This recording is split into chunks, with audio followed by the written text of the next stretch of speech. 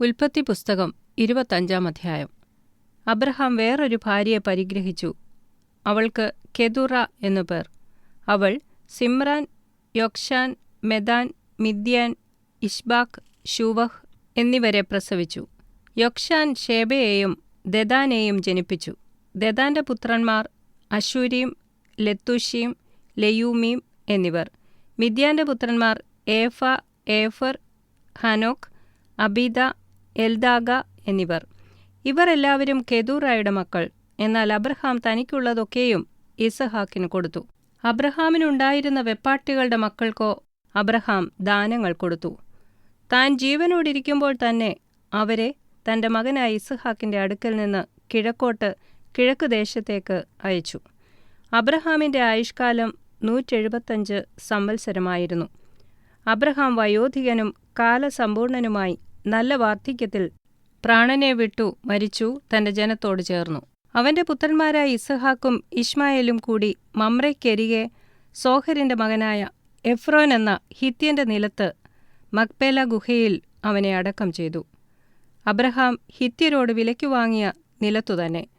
അവിടെ അബ്രഹാമിനെയും അവന്റെ ഭാര്യയായ സാറായെയും അടക്കം ചെയ്തു. അബ്രഹാം മരിച്ച ശേഷം ദൈവം അവന്റെ മകനായ ഇസ്ഹാക്കിനെ അനുഗ്രഹിച്ചു. ഇസ്ഹാക്ക് ബേർലഹയിരോയിക്കരികെ പാർത്തു. സാറയുടെ മിസ്രയീമ്യ ദാസി ഹാഗാർ അബ്രഹാമിന് പ്രസവിച്ച മകനായ ഇശ്മയേലിന്റെ വംശപാരമ്പര്യം. അവരുടെ വംശാവലിപ്രകാരം പേരുപേരായി ഇശ്മായേലിന്റെ പുത്രന്മാരുടെ പേരുകളാവിത്. ഇശ്മായേലിന്റെ ആദ്യജാതൻ Nebaioth, Kedar, അദ്ബേൽ, Mibsam, Mishma, ദൂമ, മശ, Hadad, തേമ, യെതൂർ, നാഫിഷ്, കേദമ. 12 പ്രഭുക്കന്മാരായ ഇശ്മായേലിന്റെ പുത്രന്മാർ അവരുടെ ഊരുകളിലും പാളയങ്ങളിലും വംശമായി ഇവരാകുന്നു. അവരുടെ പേരുകൾ ഇവ തന്നെ. ഇശ്മായേലിന്റെ ആയുഷ്കാലം 137 സംവത്സരമായിരുന്നു. അവൻ പ്രാണനെ വിട്ടു മരിച്ചു തന്റെ ജനത്തോട് ചേർന്നു. ഹവീല തുടങ്ങി അശൂരിലേക്ക് പോകുന്ന വഴിയിൽ മിസ്രയീമിന് കിഴക്കുള്ള ഷൂർ വരെ അവർ കുടിയിരുന്നു. അവൻ തന്റെ സകല സഹോദരന്മാർക്കും എതിരെ പാർത്തു. അബ്രഹാമിന്റെ മകനായ ഇസ്ഹാക്കിന്റെ വംശപാരമ്പര്യമാവിത്. അബ്രഹാം ഇസ്ഹാക്കിനെ ജനിപ്പിച്ചു. ഇസ്ഹാക്കിന് 40 വയസ്സായപ്പോൾ അവൻ പദ്ദൻ അരാമിലുള്ള അരാമ്യനായ ബെഥുവേലിന്റെ പുത്രിയും അരാമ്യനായ ലാബാന്റെ സഹോദരിയുമായ റിബേക്കയെ ഭാര്യയായി പരിഗ്രഹിച്ചു. തന്റെ ഭാര്യ മച്ചിയായിരുന്നതുകൊണ്ട് ഇസ്ഹാക്ക് അവൾക്കു വേണ്ടി യഹോവയോട് പ്രാർത്ഥിച്ചു. യഹോവ അവന്റെ പ്രാർത്ഥന കേട്ടു. അവന്റെ ഭാര്യ റിബേക്ക ഗർഭം ധരിച്ചു. അവളുടെ ഉള്ളിൽ ശിശുക്കൾ തമ്മിൽ തിക്കിയപ്പോൾ അവൾ, ഇങ്ങനെയായാൽ ഞാൻ എന്തിനു ജീവിക്കുന്നു എന്ന് പറഞ്ഞ് യഹോവയോട് ചോദിപ്പാൻ പോയി. യഹോവ അവളോട്, 2 ജാതികൾ നിന്റെ ഗർഭത്തിലുണ്ട്. 2 വംശങ്ങൾ നിന്റെ ഉദരത്തിൽ നിന്ന് തന്നെ പിരിയും. ഒരു വംശം മറ്റേ വംശത്തിലും ശക്തിപ്പെടും. മൂത്തവൻ ഇളയവനെ സേവിക്കും എന്നരുളി ചെയ്തു.